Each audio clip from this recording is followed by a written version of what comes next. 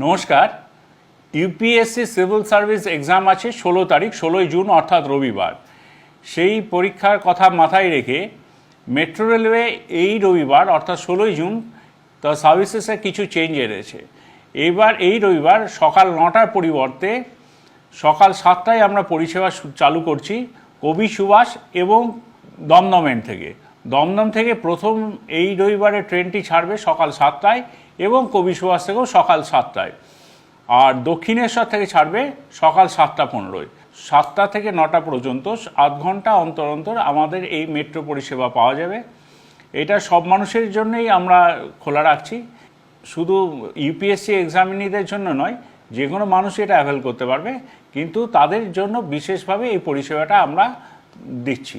এই রবিবারে আমরা 130টির বদলে 138টি মেট্রো সার্ভিসেস দিচ্ছি, কিন্তু লাস্ট ট্রেন শেষ ট্রেনের পরিষেবায় কোনো রকম কোনো পরিবর্তন আসছে না।